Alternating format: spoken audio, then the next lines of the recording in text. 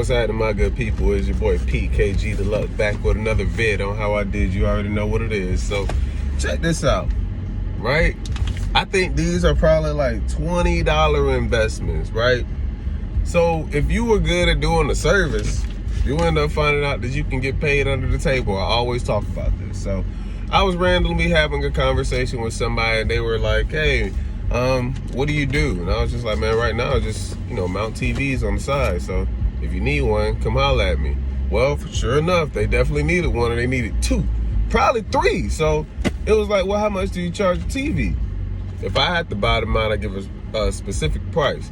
But if they had to buy them out, I give them a lower price. So usually if I'm in the area, I usually try to take care of people accordingly, and depending on who I'm going for, but I set a price of $250. So if it were, depending on when and where I needed a TV mounting, I'm like, yeah, depending on what type of TV that we're mounting and where it's going, yeah, the price goes up on it. So I started off with around $150 for the mount and TV service. So you get $150 out the deal, and boom. So you ended up able to take $20 and make a damn near $300 investment just off of knowing the skills that you know.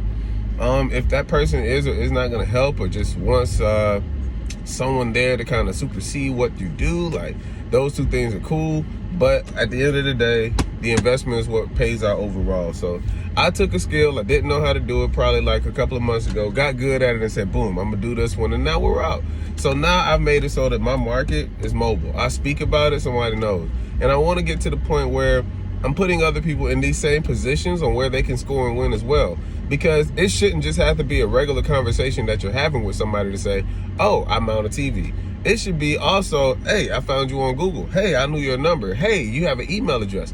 All of these contact listings should give you a way as identifiers to say you are a person that they can call on and rely on when it comes to that service. Now, the only downside to it is going to be whether or not you're going to hustle to go get to it. A lot of the jobs I try to do that are locally, I try to make sure that I'm taking care of those people in a meaningful time. Not trying to rush it, but also trying to make sure that they get their job done and I'm able to get my ends at the end of the day.